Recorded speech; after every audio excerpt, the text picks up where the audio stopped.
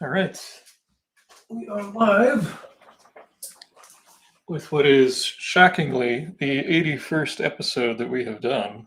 We have officially passed the number of episodes that Star Trek made, so we have hung in there, gotten quite a bit done a lot of videos, and we've got quite a few to go with the Kickstarter and everything, and Undersea Hero. I'll just show you some of the stuff that I had finished up this past week. Gives you kind of an update of where things are. I did this. This was a King Conan drawing that I had done for someone who was very patient and ordered it on the website. A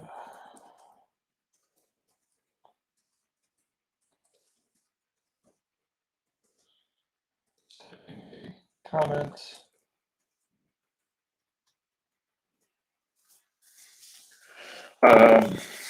Yeah, I did that. They were, just like I usually do.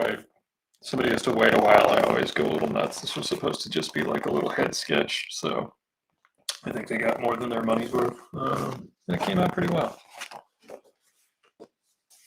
These are some of the pages. I posted this one. This is page 11. This is where Professor Prawn is kind of laying out the plan. Hey, Jonathan. Yeah, I really like the storytelling here of Prawn like raising his fist, this hand shaking, and then slamming it down as he's, delivering the line, selling it, overacting a little bit in a fun way. I thought that was a fun way to do it. I'm always trying to think of a way to make it a little more interesting other than the characters just standing around and talking. Hey, Gregory, good to see you. Thanks for posting that stuff. That was real nice of you to put in those groups. I don't know, I feel weird sometimes posting in groups. I just never got used to it. So thank you for taking care of that and posting that up. And it was really nice. Page 9 we saw ages ago, but I did some touch-ups here and there. I actually thought Jan's face came out nicely here with the cheekbones and everything. I thought that came out pretty well. This page is a Frankenstein of a page. Like, this is a taped on redraw of a panel. I redrew these faces. You can see that they're taped on. And then I actually completely redrew the Professor Prawn figure. So, I ended up completely redrawing it, pasting it up, and putting it over. So, like, you see some old-fashioned techniques of paste ups on here, but these are all hand drawn. It's not like they're photocopies or anything. So, like, this was a key page where Professor Prawn is shown on camera for the first time and he talks. So I wanted it to, have the punch that I wanted. So those are those 3 pages. Those are going to be off to the flatter as soon as I carve out 25 minutes to scan them and prep the pages. Tonight I'm working on the thank you card because I got to get that done and get that out. Rubber cement. Now, Jonathan asks if I used rubber cement to put those on there. I actually use archival, like a nicer version of Scotch tape. It's what you can use when you're matting a picture. So I was kind of noodling with just some shapes here. These are kind of like where I was going with the idea for the thank you card. Greg, I've got a pile of commissions I've got to do after I get the pages of the Kickstarter done, and then yours will be done in that group, and it'll be before, anybody else. I'm not going to open up my web store or anything unless, an emergency happens and I got to sell a bunch of stuff. But obviously that would be made clear to everyone what was going on, but without any foreseeable problems, you'll be in that batch. 81 episodes. I was shocked. Shocked, I say. So let's try to tighten up this last concept a little bit. Hey, Desiree, good to see you. Hope you're feeling better from the bump on the noggin.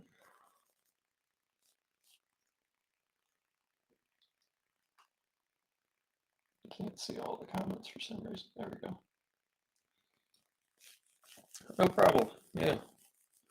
There's you, and then there's one other person who reached out to me like just as I was closing the store, and I kind of lumped both you guys into that grouping, and just want to treat everyone fairly. That's all. Um, so I'm gonna try to do a slightly, tighter thumbnail. I've tried to do a similar shot before. It's tough because of the way the figure's bending and the amount of foreshortening I'm trying to wedge into this one shot.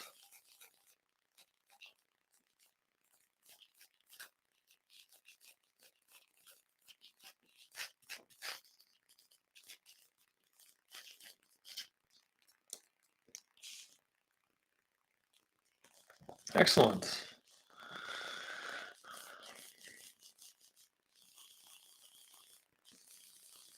And the Red Sox continue to do nothing in the offseason, so I think the Dodgers got it wrapped up.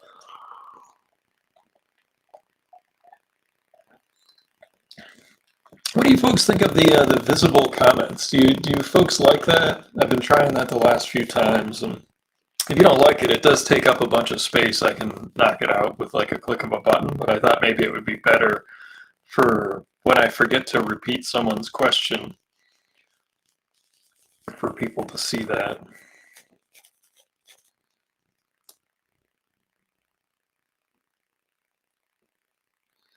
Hey, Aaron, good to see you. How are things?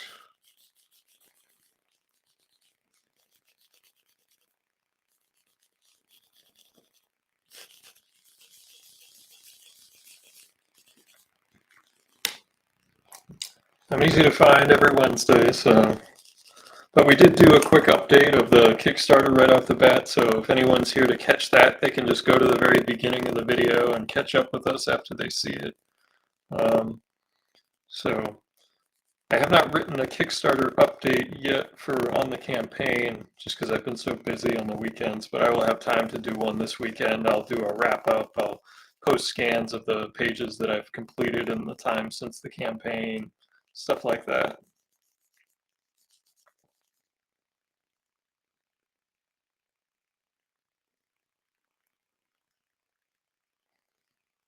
Hey, good to hear. I know you've been busy, Aaron. You've been posting stuff, and the group seems to be moving right along and everything. See,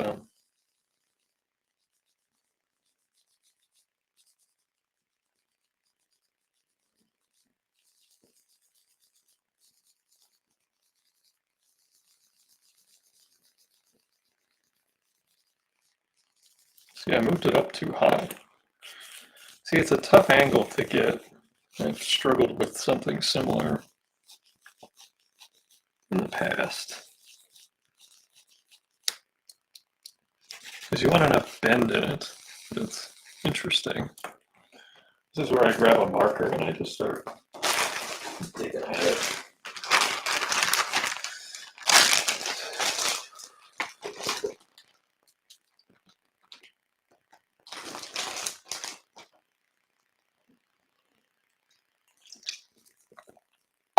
Desiree prefers the stream without the showing comments, so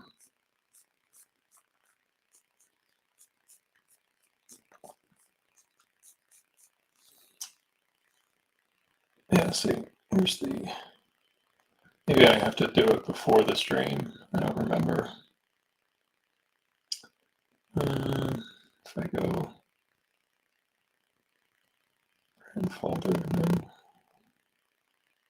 design.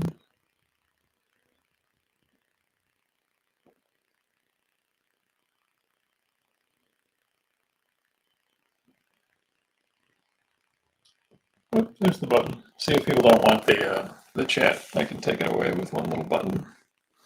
I just thought it was interesting because I kept forgetting to read people's comments.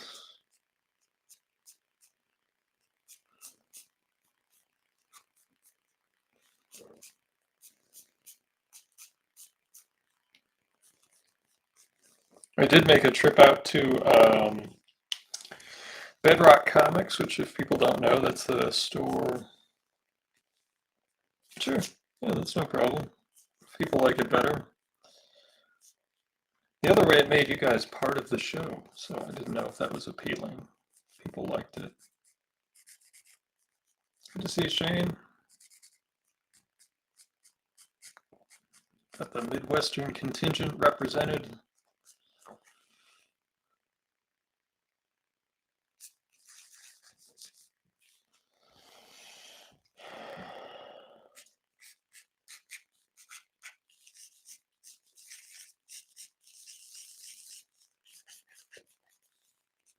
These are the type of noodly trying to figure out what's wrong with my drawing that I usually do just in a sketchbook. So today I was working on some other stuff. I was actually doing some, I think I mentioned this on a prior stream. I was working on some new projects for the Steamship Authority in Massachusetts. And we're working on some ideas for like some coloring sheets and some different stuff that, might be fun for like kids and stuff. Nothing's final, nothing's been decided or approved, or just conceptually trying to come up with some cool stuff.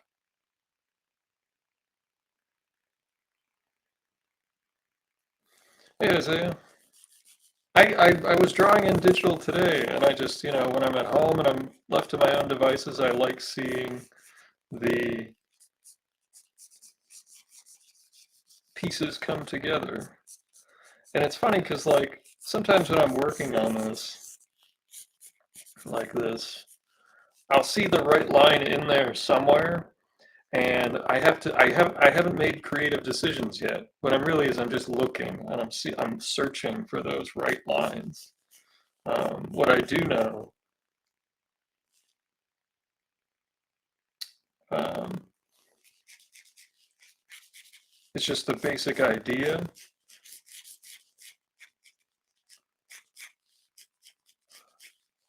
And I'm trying to figure out how to convey a feeling, and that's really hard to do because it's not very specific. I want this character to look very happy because he just had his book, like he's coming to life. So like, because of the Kickstarter, he's gonna have his own, gonna be in a book, and he's gonna be in a way more alive than he's ever existed or been before because of this whole thing. So I want it to have that feeling um, of joyousness, like a genuine delight, like not forced, not weird, just really just how the character would be, because he's a very earnest character. He's not the smartest guy in the world, but he's genuinely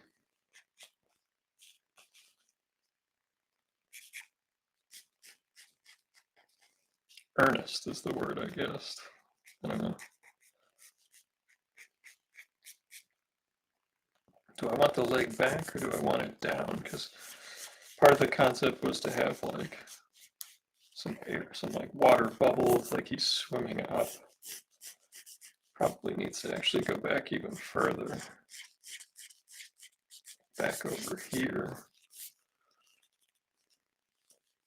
And I think this arm needs to be more relaxed. It needs to be something like over here.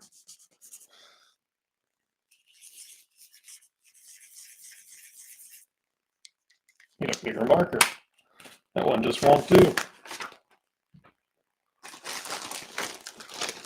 Need a big ridiculous marker like this. This'll do it. That's a new one. Look at that. I never have new Sharpies. Somebody must have handed it to me. All my Sharpies are always falling apart.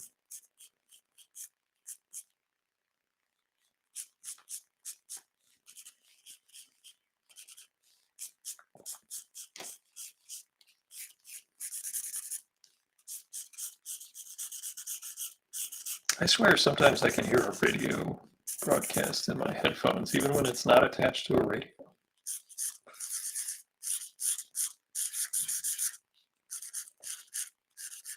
Either that or I've lost my mind and I'm hearing voices. It could be that too.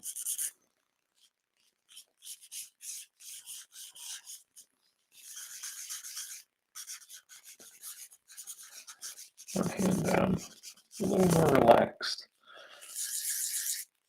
And then this hand will be bigger and be more foreshortened. I don't know, the guy who, in my mind, is one of the best foreshorteners out there is Daryl Banks. He just posted an amazing full color Kyle Rayner sketch.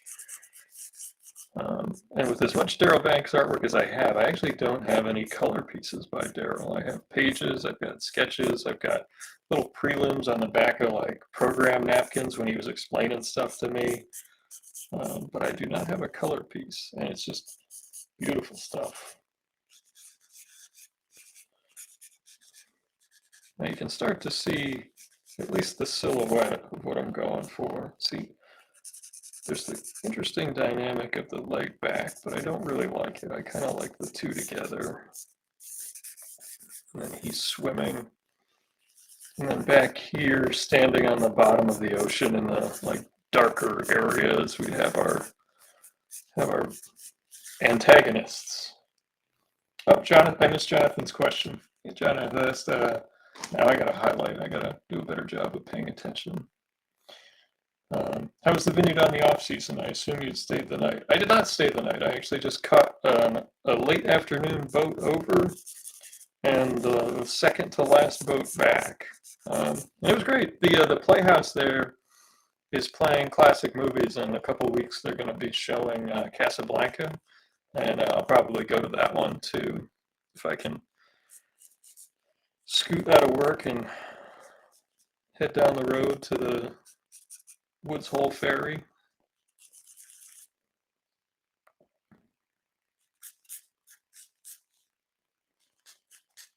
Like a big thank you.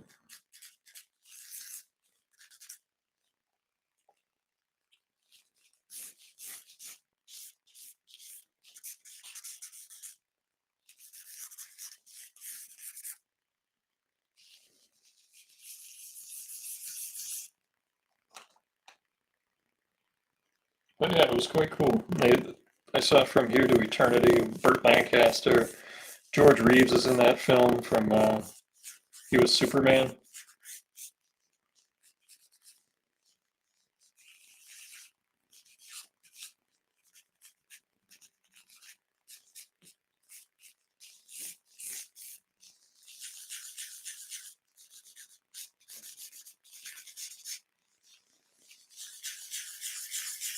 Like Professor Prawn on his little platform, and then a character that nobody really knows yet, but he's going to be important in the long run. Is just a little spider crab.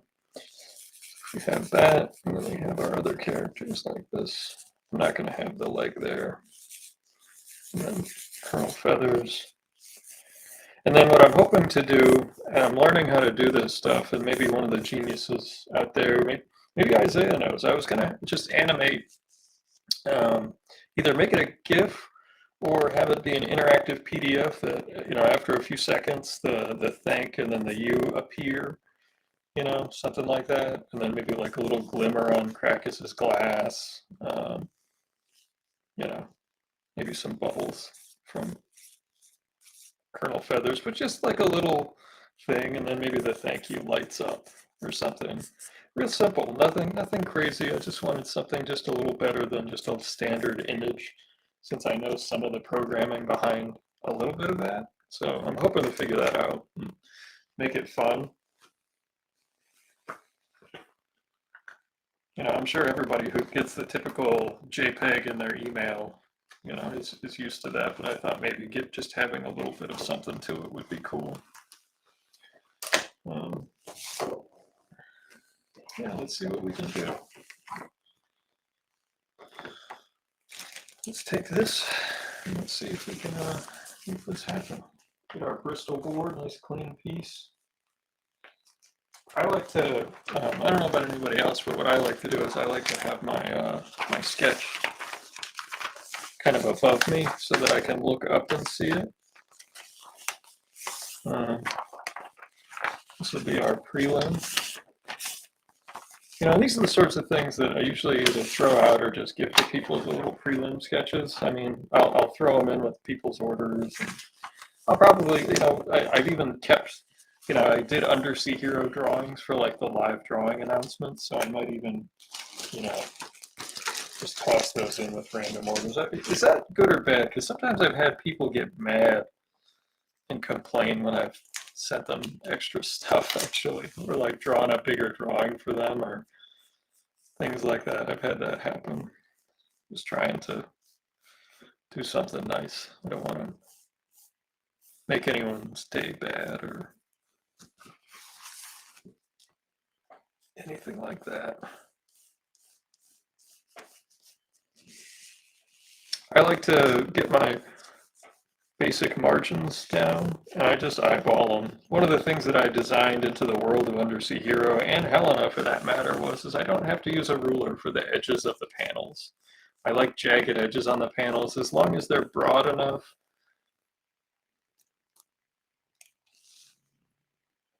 Oh, thank you, Shane. I'm glad you dig it. You guys deserve it, you know. Let's get a nice, this line right here, this is the line of action that I want to portray, that I want my character to follow. And sometimes I do it, even more broadly, or I'll do it like just even less. I'm just trying to have like the line, and then I have to kind of rough out where the hands are going to be, because then I'm piecing the figure together so that it fits in the allotted space. I want the shoulders to be basically perpendicular to this line. Yeah, I had people get mad at me for sending extra stuff before, or doing extra drawing, or, I had that happen for sure. I don't know. Just try to make people's days. Especially if I'm late with something, which, with mail order shipments, it just happens. Someday I'm going to show you guys, because I don't know, anybody that's gotten a box of stuff from me knows that it's like wrapped in like extra plastic and bags and boxes and stuff, because like I've had like every imaginable problem with shipping artwork in my lifetime, and I've tried to come up with a pretty good system, and I've only ever had one package in the last couple of years come back or get damaged, or the piece in it get damaged, and it was basically, it looked like it got run over by the truck. Like it fell out of the truck and they drove over it, or it got stuck in the sorting machine or something. And, I had no other explanation because it was absolutely destroyed.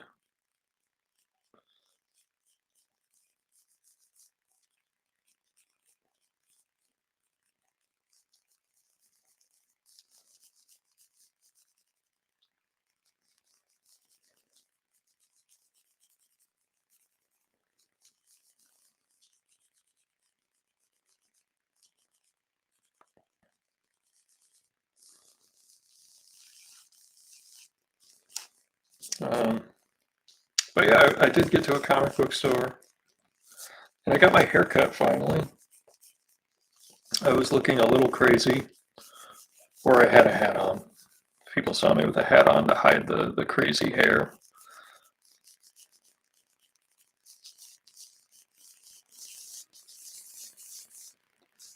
One thing that I've gotten better at as I've gotten older, and it was something that really harmed my drawing as a kid, or at least prevented me from finishing things, and that was just continuing to press on with the drawing through the early stages.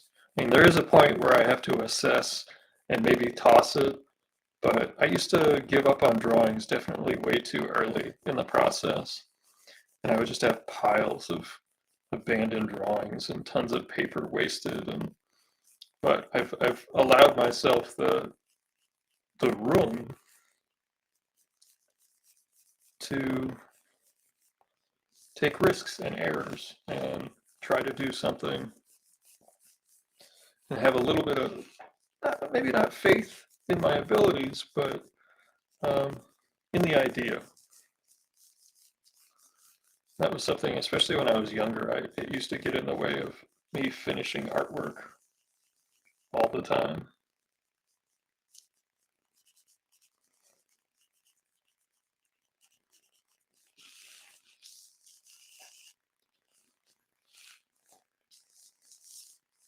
See, I need to move it over a little bit. Get an eraser. See, this is the type of fix that digital helps at, is just if you had to scoot the whole thing over a little bit instead of erasing. I gotta scoot it over probably 3/4 of an inch, or half an inch, his torso, just so that it is more lined up in the right place, and I've got room for the arm over here. It's almost like I have to draw the hands first and build in between, because we need room for everything. Let's try that out.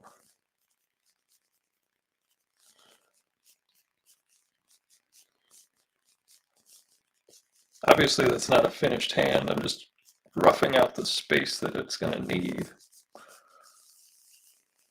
I'm wanting to have not a full bend, but like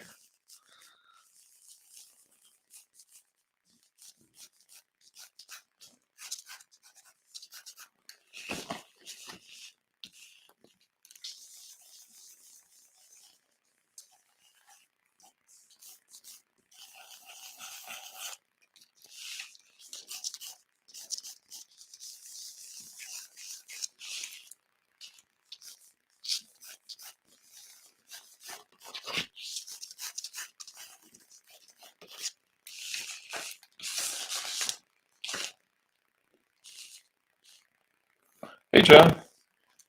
John, no, the delivery date for Undersea Hero is in August, so it's not gone to press. It will be going to press in the summertime. Um, I used Kickstarter to actually fund the making of it rather than, you know, putting that all on me this go around. So I'm still working on the book itself.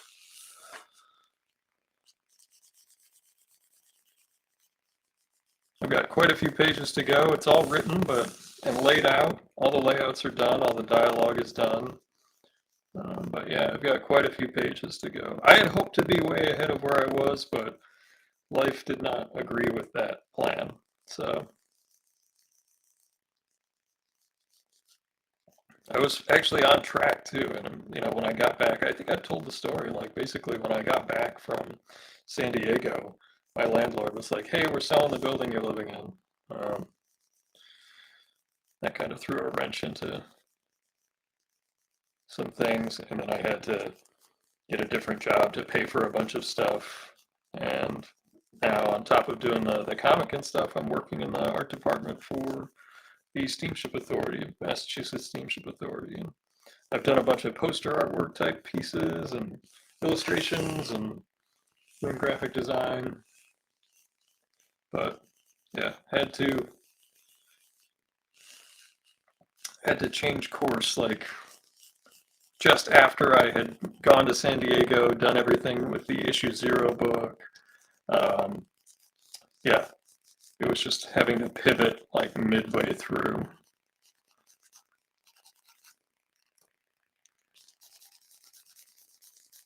Which was like, I had to choose, do I stick to launching in November after investing a bunch of money into being in San Diego and promoting that it would be out in November, or do I pivot there and just be like, hey, change of plans, we're going to get to it when we get to it? Well, I will say that I have been very productive since the pressure has been on, so maybe it's just what I needed to get it done. Who knows if it would have gotten done?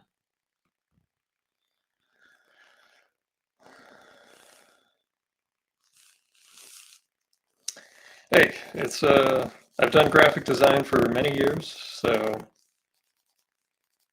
I'm doing more. I was actually, like I said earlier, I don't know if you were on, but I'm coloring pages for kids, and maybe an activity book. Like we're talking about doing like something fun like that. So nothing concrete, nothing going ahead, but it's something that I'm hoping that we can make happen, so that we can have more art going on, and yeah, just find a way to make it an artistic life. Hey Brandon, it's far from done, and I'm definitely gonna have to, I think, retrace this over to a different piece of paper. This is one where I actually think John Lucas, who did one of the variant covers, he's in the chat. I think that he would nail this concept. He just posted a ridiculous, like, two-page spread that it's got so much detail on it that it's impossible to see it all in one take. So if you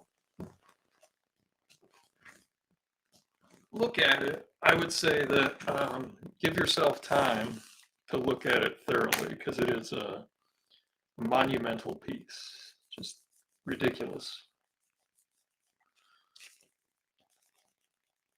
All right, I'm going to lighten this up to see if we can pull it off. I'm losing some of my geometric shapes here. I was speeding through it, so I got to slow my brain down a little bit.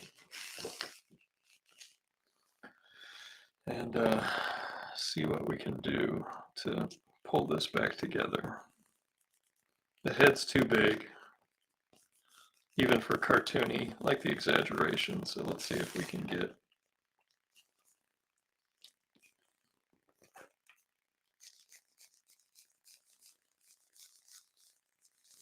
where the elbow is going to be and just work on some of our geometric shapes to see if we can pull this together. Now that's the muscle in the back. This is the edge of the rib. At this angle, the pec kind of changes shape, so we got to change that some. You know, when you have your arms up.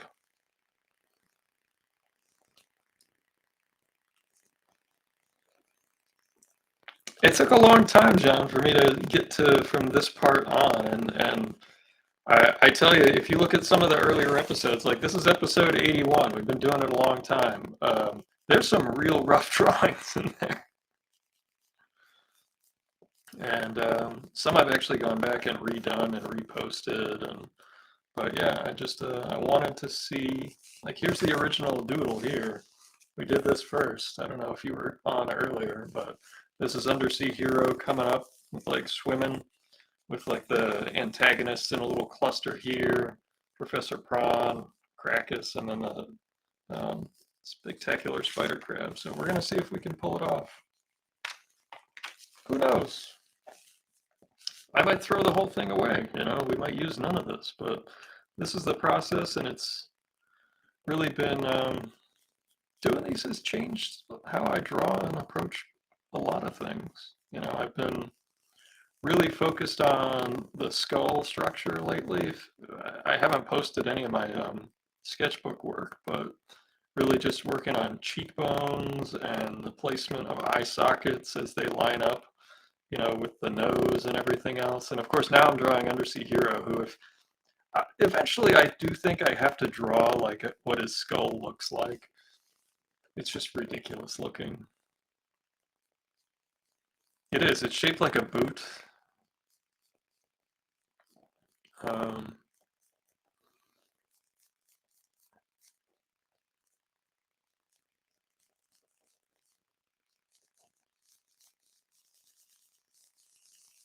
there we go. That's a little better. And I know that it's weird for me to say that. It's just the relationship of the shoulder with how the elbow is going to go here.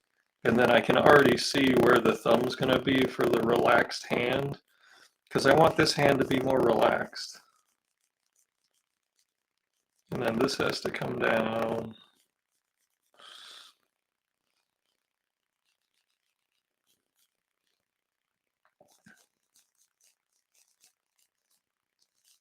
And here's where the elbow is. And then this bicep, you're not going to see the whole thing because it's partly hidden by the shoulder. And then there's where the bone is, and then here's where the tricep. And you're not going to see the whole tricep because it's going to be hidden by the rib cage. Like the tricep goes all the way back here, but it's all hidden by that. So, you know, there was a book called Drawing Dynamic Comics when I was a kid, and by and large, there's a lot of like unnecessary dreck in it. But there's a few sections that are really useful and were super helpful for me as a kid. One was where a bunch of artists inked the same panels differently, like in their own style. And then there was one section where it was about foreshortening. And Daryl was actually the artist that did it. It was a book you could buy at like a Barnes and Noble. You could get it anywhere. It wasn't just at comic book stores. And finding those resources when I was a kid of how comic book artists would break down those shapes and create those dynamic movements was just so useful. Like there were the little bits and pieces you would find in some of the early Wizard magazines where like Greg Capullo and I think, gosh, who were the other artists? I think Silvestri did some of them, where they would break down a little bit of just the process. There was How to Draw Comics the Marvel Way, but that really didn't give me enough, like at the time. And I actually thought it was a little too advanced in places. Oh, thank you, Shane. I gotta get here's about where that bit is. And Shane, I gotta let you know, I read the beginnings of some of these G.I. Joe books. Skybound is killing it right now, and they are doing a great job putting out good comic books. Now, you know me, I'm not a G.I. Joe fan necessarily. I didn't love the cartoon as a kid, wasn't nuts about the comic book or the toys. But I gotta tell you, I read the first few issues of these comic books, and these are well-made comic books. Adventure, character, artwork is fun, and the Transformer book, I got issue 2 a couple weeks ago, and I'm going to pick up issue 3. It's Daniel Warren Johnson.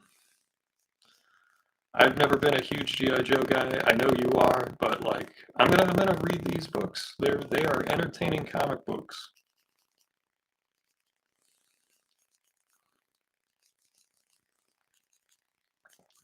And I'm going in from I'm not a big. I didn't grow up as a fan of these things, so I have not read Duke yet, but I would like to find a copy. I might have to go to eBay. Um, but the artwork and the preview look terrific, so and I'm not a G.I. Joe guy. I'm not. It was just I read the first couple that came out, and I was like, these are just good comic books. Like beyond the character, as someone who is a proponent of following creators versus um, intellectual properties, I feel like I'd be hypocritical if just because these aren't necessarily characters that I would read if I read them and thought they were good comic books if I didn't keep picking them up. So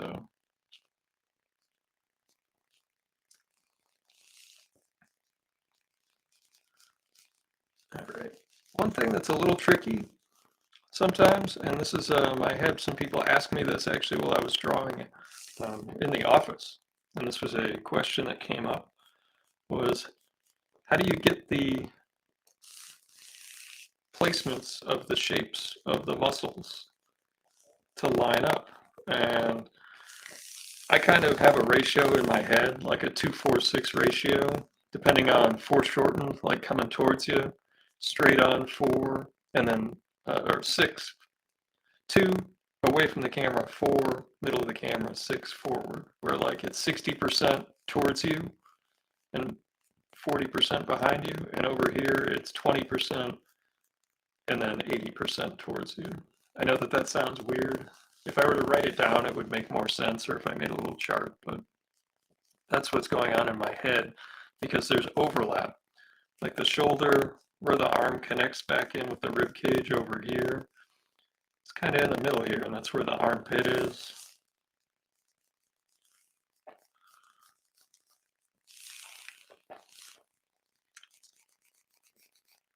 And I gotta exaggerate his size just a little bit because he's just ridiculous. He's supposed to look silly.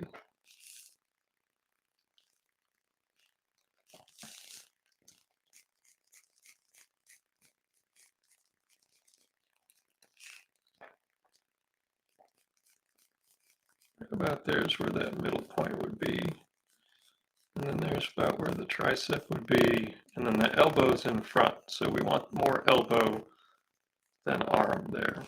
So the forearm is really going to be what we see the most of. They're like reverse Popeye arms, when I would describe them. Like Popeye has the big bulge out towards the hand. If you just flip that over, you just make these muscles like ridiculously big. And we get where the glove goes. Another trick that I have that I mention to people is the law of intentional break.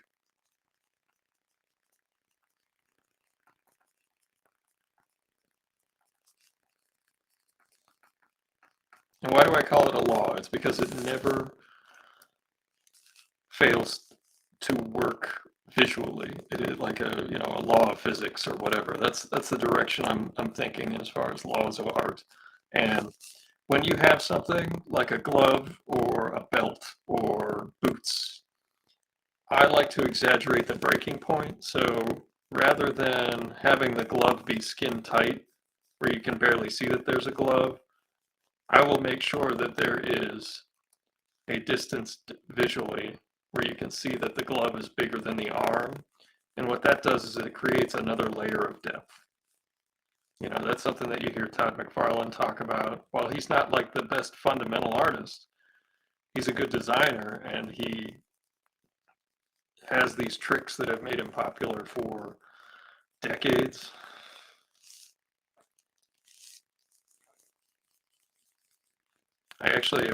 It was a funny coincidence. I actually just had someone message me to buy.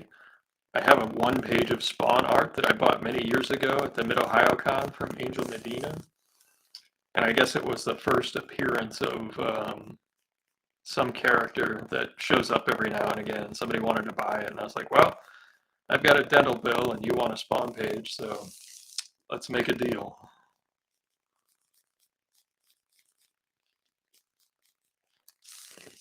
And I already agreed to it, so like I don't. I just got to get it packed up and in the mail. But it was a total coincidence. You know, Angel. I'm a big fan. I'm a big fan of Angel's drawing, and it was just a beautiful page. There was no picture of Spawn in it. It was just some lady laying on a couch, and it's not a saucy page. It was just beautiful architectural drawing. And I was just when I was a kid, I was really trying to learn any way I could. I actually have tissue paper where I traced and was looking at the horizon line of the page and just really dissecting it somewhere.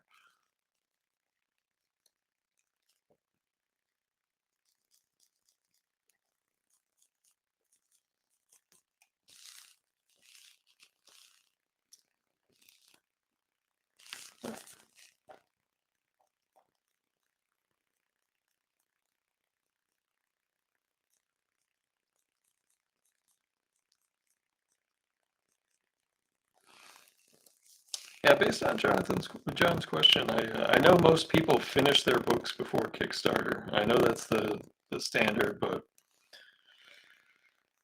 just did not have that luxury. So, but I am highly motivated, and pages are getting done at a good clip. So we're doing pretty okay right now. So knock on wood.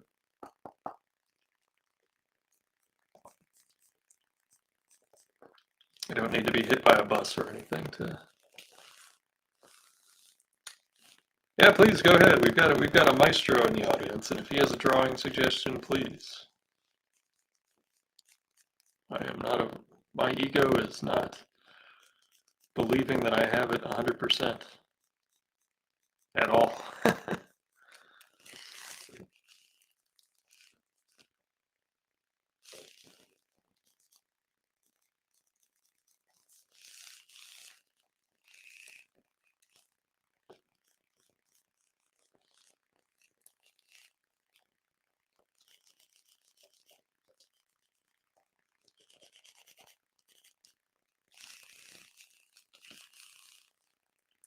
More of the top. Probably down like like this.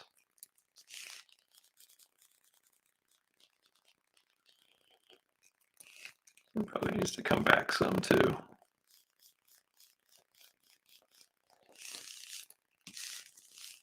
And then the curl needs to be tighter into the shoulder as this is coming, the trap comes up. Definitely, we're shaping it as we go, so I'll keep noodling. I actually do 2 different colors of pencils, and who knows, I'll probably find more problems with it as we go.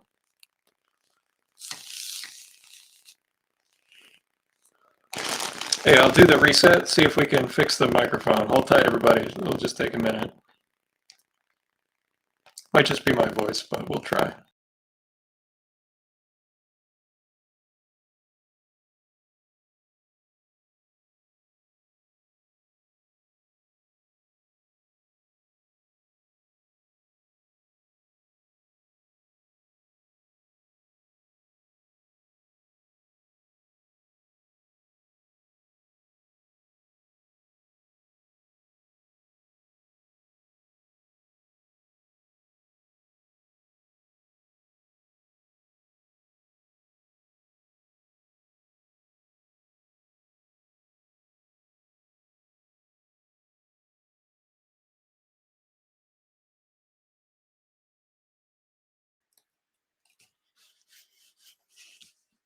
Is that better? Do I sound less insane or more insane?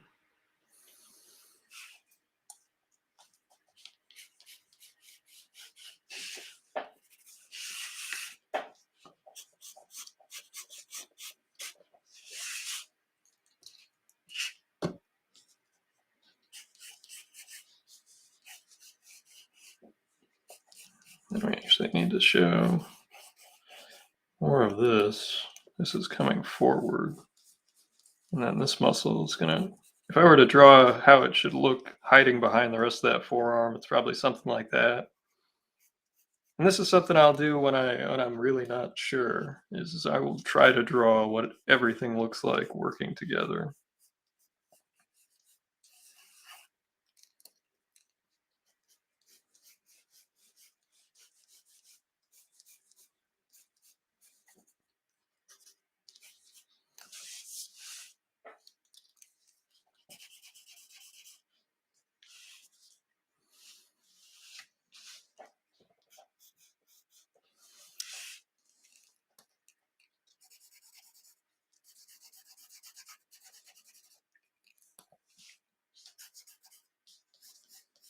One thing I liked about your version, John, was just the really, if you look at the, if I had it, I would post it, but I don't have it with me. It's just the shoulder hip twist, and then just the bulk you were able to pack onto that frame of his. I thought you just made him look.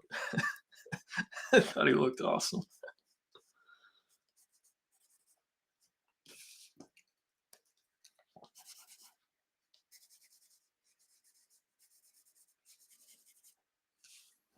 And everybody drew him differently. Like Woodall drew him different. They all looked like everyone, all the artists that I asked to draw them, which is great. Nobody looked like they were just trying to copy what I was doing. That's a that's the ideal situation to me. I like when you see the artists really do their thing. I was talking about this the other day. The editorial process. Oh no, no, no. I mean no disrespect when I say this, but it's when you go cartoony, you go full Lucas. I feel like I see the influences, and it looks like you're having at least a little fun with the exaggerations and stuff, and that made me very happy.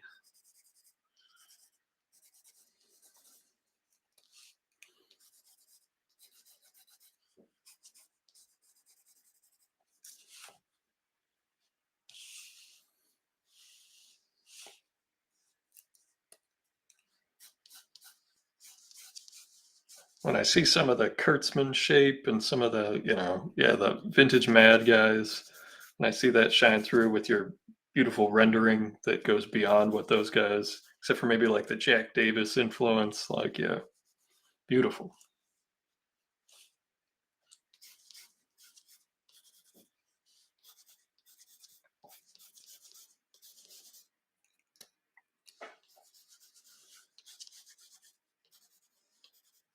I've said it in interviews. Um, your stuff fits so well with so many. Like, I wish I could come up with the ideas that you come up with, and the way you execute them. Like, if I could team you up with for Helena with Jenny Wood, who's one of my favorite writers. She is just so awesome. I think you would do a killer comic book together. If you don't know her, like, I would suggest following her. Her stuff, I think your stuff would just mesh delightfully, and you're both uh, just excellent comic makers. I think that, yeah.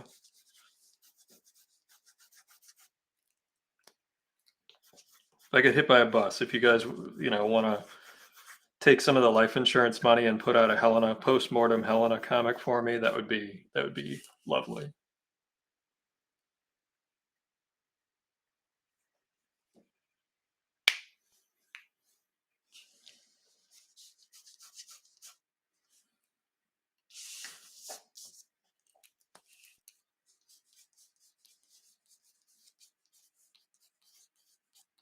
Yeah, I know you've said you've been having a rough go of it just with your drawing, but it was it.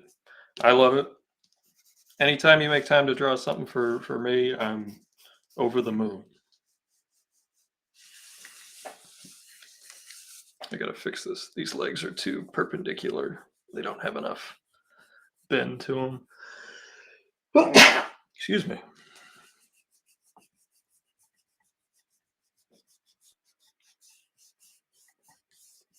I'm definitely gonna have to transfer this to another board to finish it. So we're gonna be.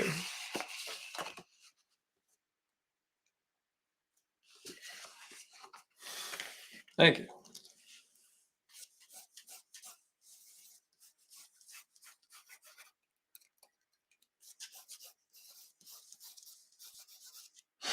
Sorry, I don't have a mute button handy. I should set one of those up for when I gotta sneeze. I know, like, they have it for radio and things like that. This shows you that even after 81 episodes, there's still room for improvement.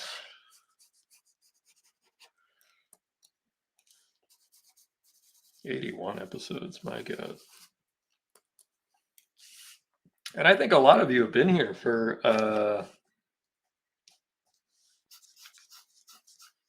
many of them. So thank you all.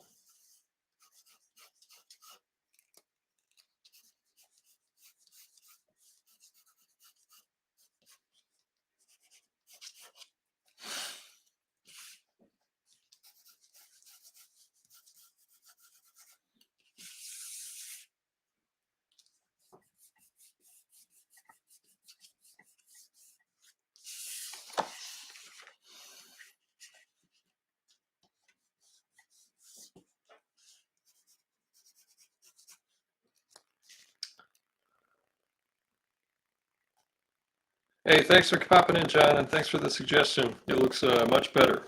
So thank you. Good luck with your work tonight. John Lucas, everyone, round of applause.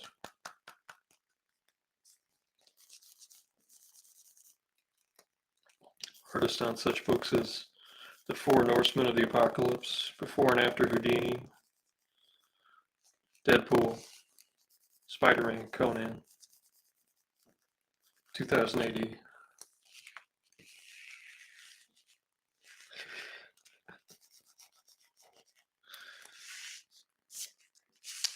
That's not terrible so far. So we're further along than I thought we'd be, at least conceptually. Let's try to chunk out where everybody else goes before we dive into the rest. This figure little tighter. Um,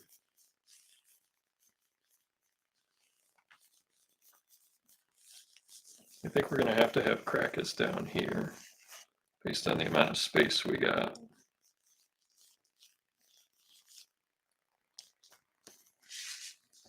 And then we can have some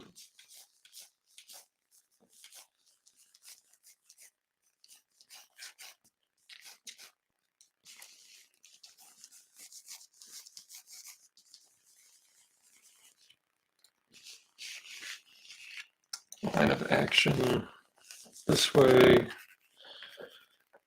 He's also twisting just a little bit. There's a little twist, subtle twist to him. Probably got to bring this up a little bit for a little more elbow. All right.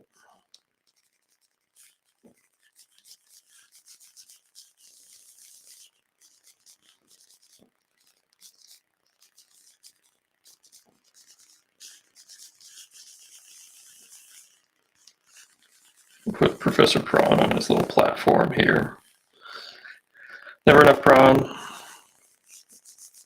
I have no idea how you folks tolerate my silliness with Professor Prawn. I have no idea how the world at large will appeal to it. Kudos to Jonathan for the Peppy the Shrimp GIF reference. Love Peppy the Shrimp on the Muppets. Got Jan's hair as a framing device. There's certain things I built into the design of the characters for when there is an ensemble. Ensemble, yeah, that's exactly what it is. Ensemble shot. I can talk. Almost had my stutter kick in there. Did a little bit, so no teasing.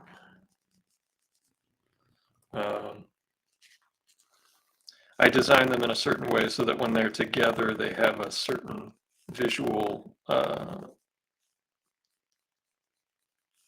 synergy, to use a terrible corporate term, but also just a bag of tricks that I designed so that if they were together, they would have they would be able to be arranged in a pleasing way with certain.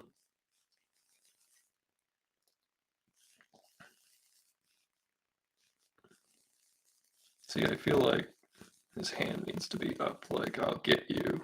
So then where do we put Prawn? We got to put Colonel Feathers down over here by Jan, because, you know, they're a duo.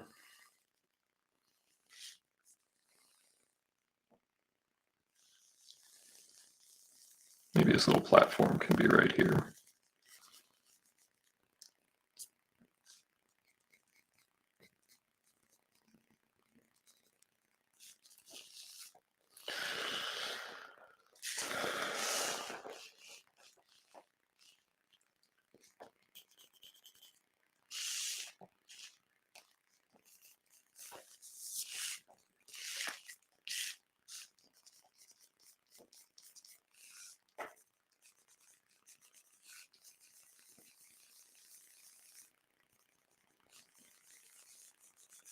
There's Jan. This leg actually has to be further back. And then this one's longer and forward, because we're kind of on our plane is kind of over here, and our horizon line is actually like up here. If we were to draw a horizon line, it would be something like this. And then our vanishing point would be like here. And they're actually looking up at Undersea Hero.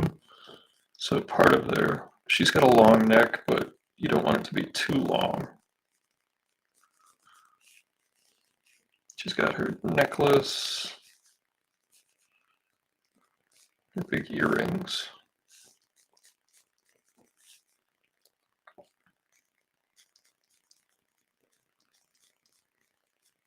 I always liked supervillains that wore white gloves. You know, I always thought that was a nice thing, so that's why I gave Jen white gloves.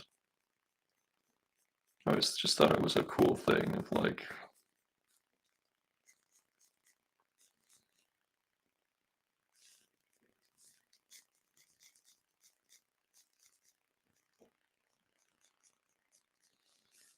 I wonder if we can sneak something in here. You think we can? I think we can. I think we need to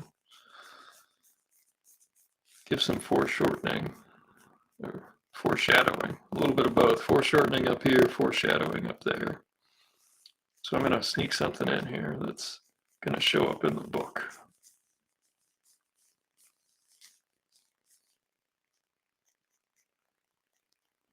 She's going to be holding something.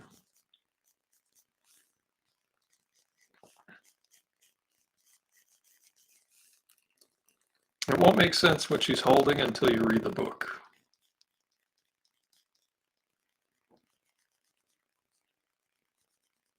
I've never drawn a penguin from this angle before, where it's kind of like top down, so forgive me if it's a little wonky.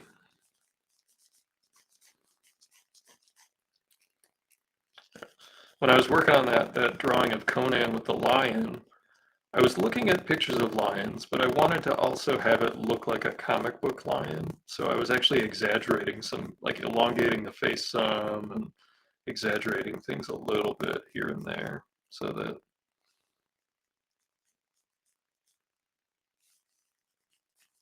it didn't look like I was just copying a picture. There's this little air pack.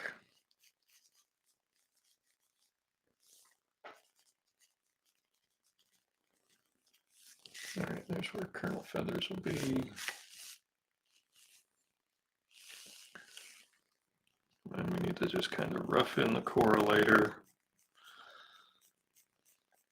And his absolutely vulgar cod piece, the shell piece. It's not a cod piece, it's a shell piece.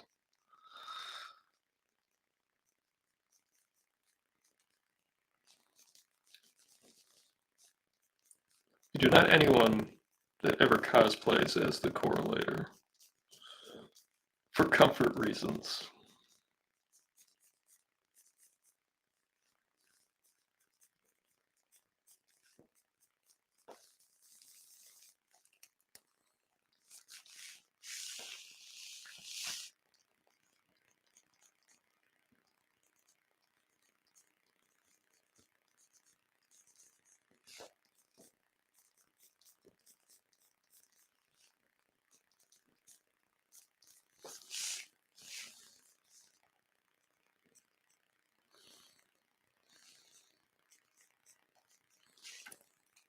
I was describing the writing process of Undersea Hero to a friend of mine, and they were asking basically the typical question of like, where do you get your ideas, and how did these come about? And I was kind of embarrassed to tell them that I just thought of some stupid puns for some of the characters, and then just designed it around those jokes that made me laugh. So I would test those jokes on other people, and if I either got the "oh god" eye roll or a laugh, I knew I had to keep it. The eye roll is a very powerful tool that one of my primary audience people has.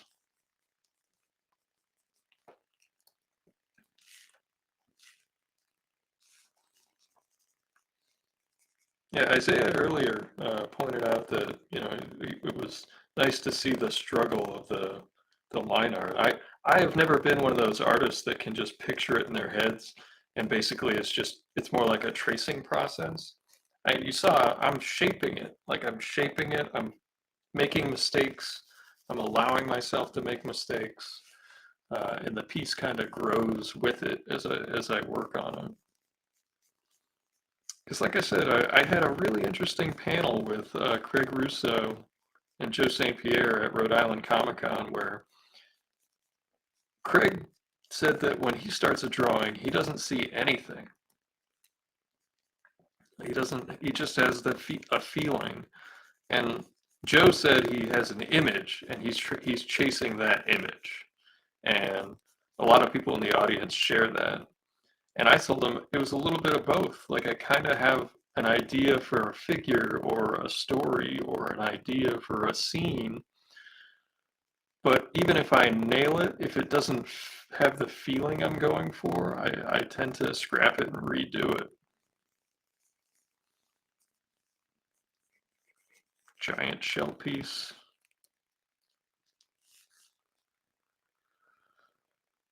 Oh, Michael, that's cool. Yeah, nobody can see that, so I'll just share it. Our good friend Michael DeFonte has started doing a daily strip, so he's got day 6 tonight for tomorrow release. Are you posting it on your Facebook page? Where are you posting it? Do you have a Patreon? Throw some links in there. Let us check it out. Everybody here has been just so awesome about supporting one another.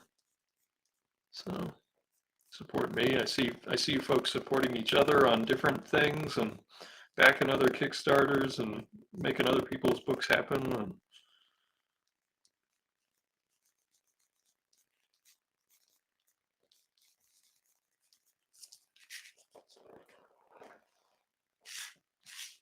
all right.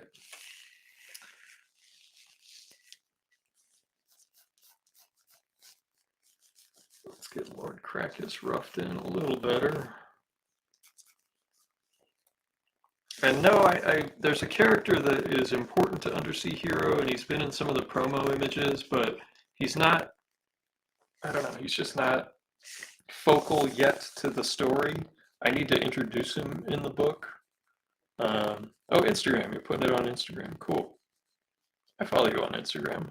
I'm not on social media with having to work in an office most of the time now. I'm not on social media as much as I used to be, so. But I will make a point to check it out and get caught up on the story before the next stream. We'll come with armed with questions. What is this character gonna do? Michael, where do you get your ideas? Do you peruse the newspaper for the headlines and the intrigue?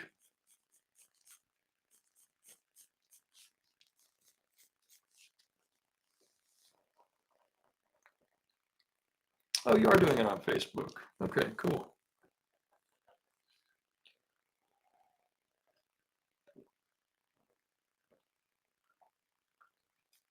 Then why is the algorithm not showing it to me? We interact, so I should be seeing anything you're posting. It's only the people that you don't interact with that they're not supposed to show you the stuff, right? That's how that's supposed to work. That's what smart people that may or may not work for large technology platforms have told me.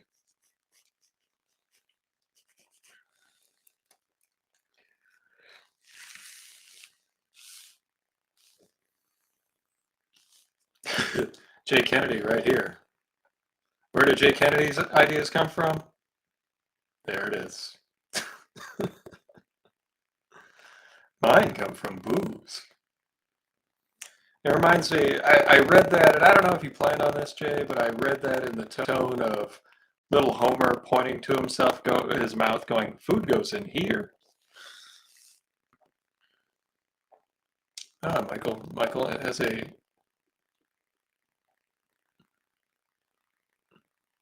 artist statement type answer, so we'll share it. I get my ideas from life experience and translating it to comic form. I actually, also I lay down and rest my mind and let it wander in different directions in Zen-like state, I guess you can call them. That's cool. See, different processes for everyone. And I've read similarly, um, amongst some of the greats there, they've all had different methods.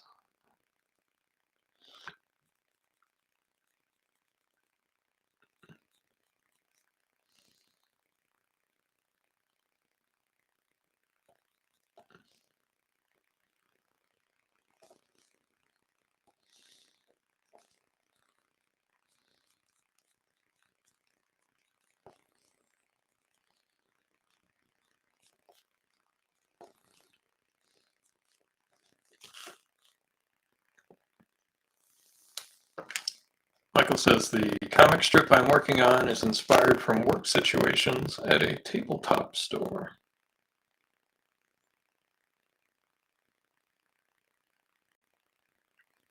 Now I have to ask because there are different types of tabletop stores. Are we talking about tabletop gaming or are we talking about like actual tabletops? Because fun fact, a couple of artists that I came up with were actually working at like a tabletop lamination factory when I first met them.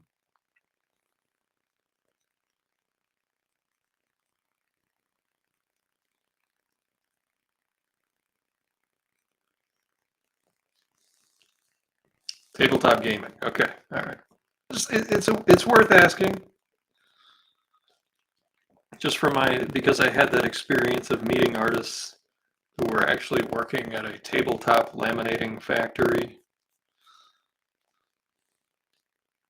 And it would be a strange coincidence if you also and weren't from the same town as them.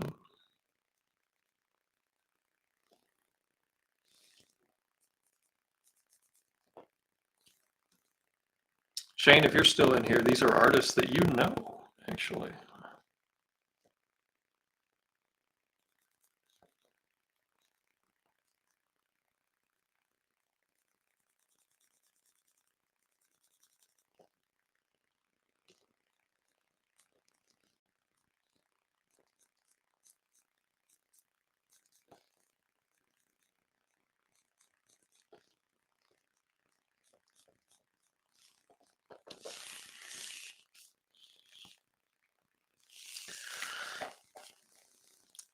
There were two comic stores within driving distance of where I lived in Ohio that I frequented. One because it was just so close, and then the other one was in Columbus, and I actually did do some work there, like on weekends and stuff.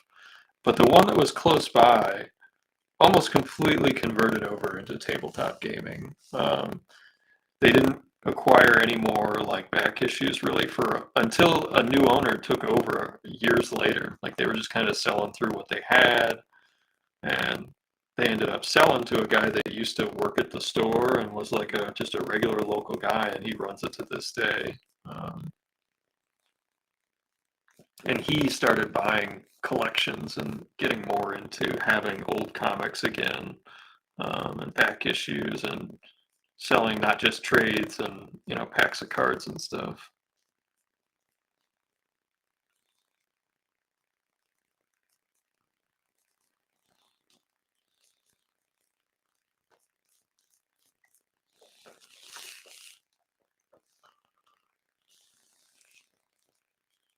But during some of the lean times, I remember, and I'm there might be some more shopkeeps in the audience.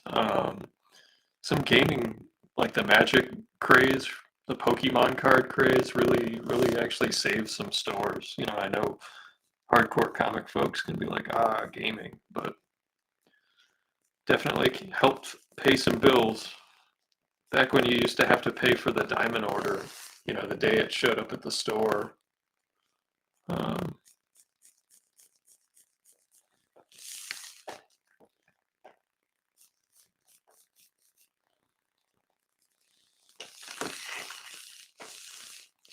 I actually think that this muscle is going to be in front.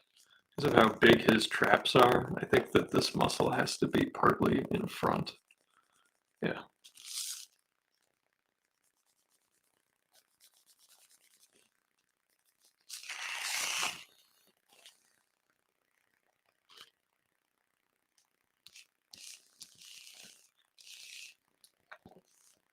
Right now I'm just trying to make some creative decisions and pick out some of the more correct lines. As you can see, it's not like a final thing. These are not ink lines. I'm still able to make mistakes.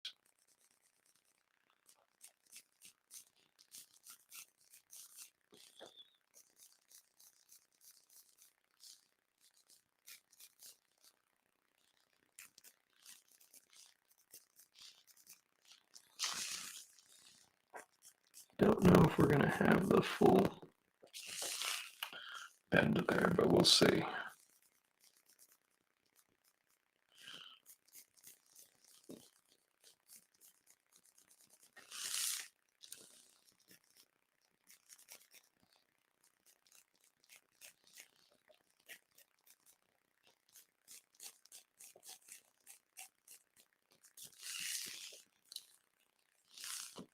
Sometimes I really like being able to look up and see the drawing on the screen because there is almost the effect of when you hold it up to the light or look at it in a mirror, and I can see the problems developing and I can fix them a little bit.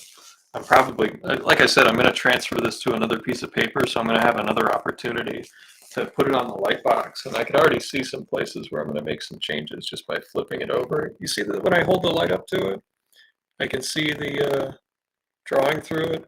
I can see it with fresh eyes, and I can see where I need to add and move stuff. And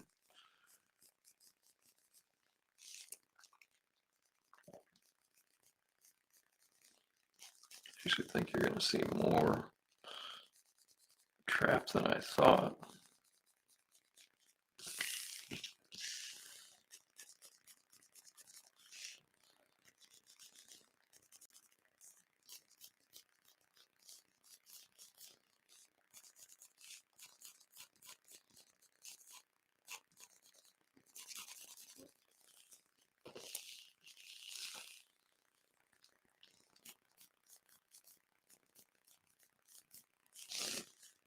Lower that a little bit, just a little bit.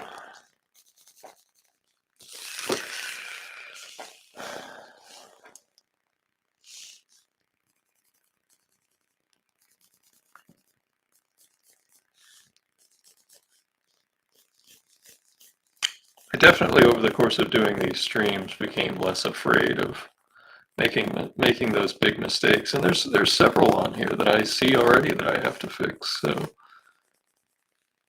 when you see the final piece, and it's one of the reasons I always post the final piece when I finish the stuff from the streams, is so that people that maybe watch the stream can go and see, like, oh wow, there were big changes made. Oh, he moved all this stuff around, or he redrew up, half this thing. So you can actually see where I make those decisions. Um, to me, the light source needs to be like coming from basically where the thank you is down, so it's kind of up and ahead.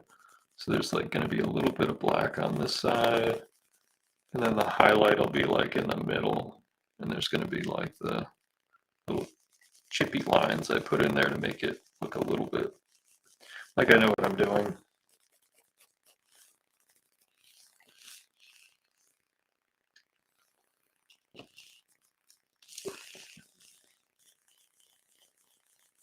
This needs to be more coming towards the viewer, a little bit more foreshorty because of where the elbow is.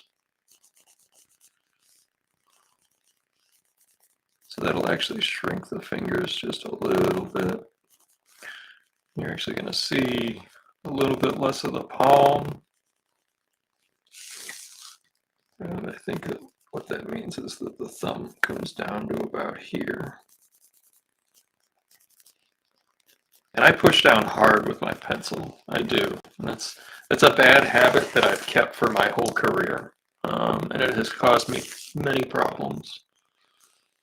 Erasing, any number of other problems that it causes.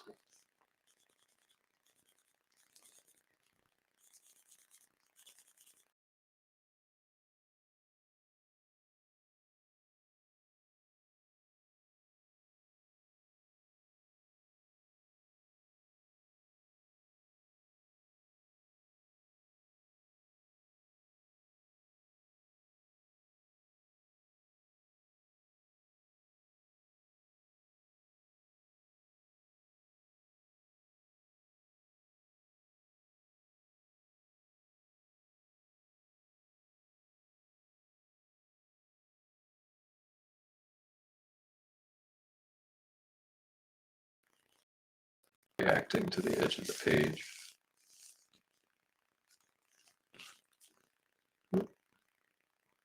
Mike says the video froze, so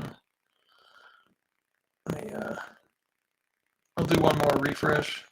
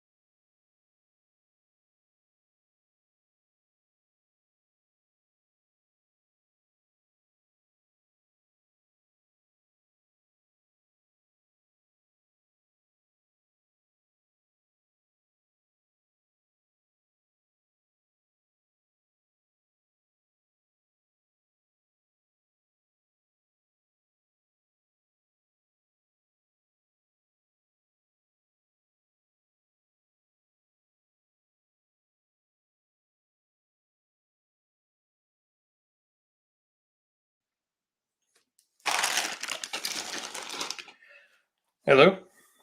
Did we make it? I think we made it.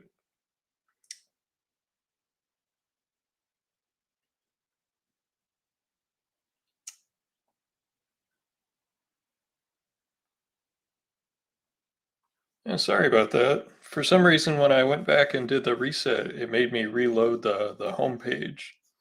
That's why it took an extra second. I didn't know if I was going to lose everything or if it was going to just let me redo the one little bit. My usual reset is just like going in and out of the studio room, which is like makes sense to me because it's just resetting like the little audio connections and things like that. Um, but this time it made me like completely reload the homepage. So I was like, well, maybe I'll lose the stream. Maybe that's the end. Um, I guess that's why the video froze. I'd never had that happen before. So thank you, Michael, for pointing that out. I appreciate that. Anytime the sound gets weird, just let me know. I can't hear it. So, and I'm just on here by myself.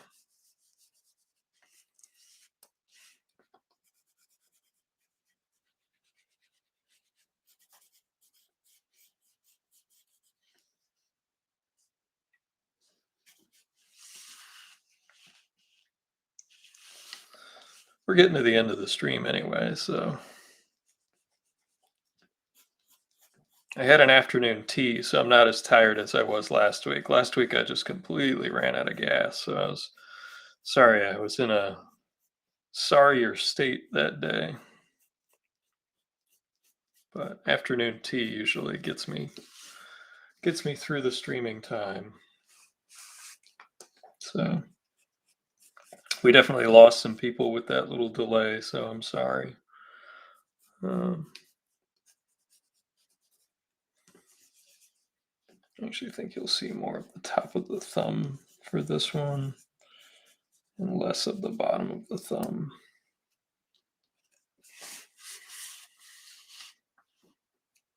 Hey, Don. Hey, Don McGregor popping in. One of the best writers ever to grace the comic book page. Killraven, Black Panther, Ragamuffins, Saber.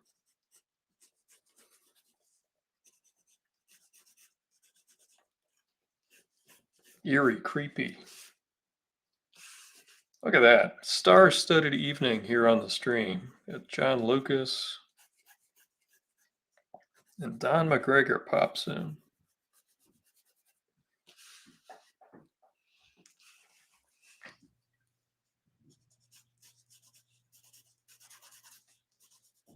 When I was a kid, Don was writing Marvel Comics Presents. He was doing a Black Panther series in that called Panther's Quest.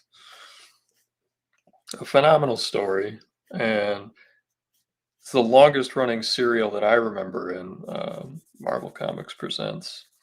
And it was my introduction to both Don's work and Gene's work.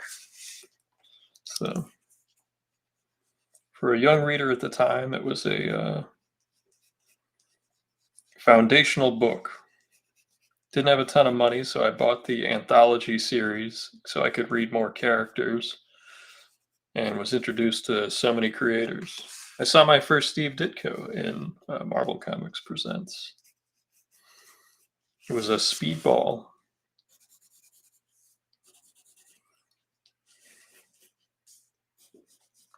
Generally not a beloved character, but I have like a soft spot for him just because it was the first time I saw Ditko's work. First place I saw Don Heck's work. First place I saw Barry Windsor Smith.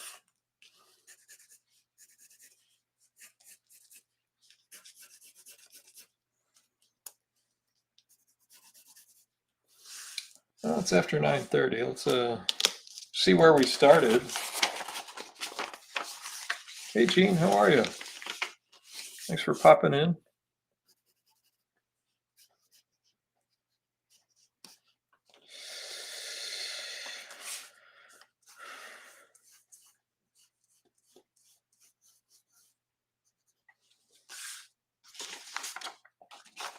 Um, You can see where we roughed out where the characters are going to go. This was our first little sketch that we started with. You can see all the random blobby shapes. And it was really just the silhouette and then the feeling of like swimming up, saying thank you, and just the sheer joy of it. So that was what I was going for, and this is where we got to. Um, I'll show you once more those pages before we pop out in case anybody's here to check out Undersea Hero updates. This was page 10. Got some redraws that I pasted up on top of them. Page 11 with the crazy Professor Prawn on it, making a huge point. Love that, him yelling with his foot coming off. He looks like he's going to fall over the side there. And then Jan and Colonel Feathers just laughing at the two of them. And then page 9. But yeah, we're cruising right along, and I'll keep everybody up to date. And I hope everybody has a lovely weekend. And I'll see you later. Good night.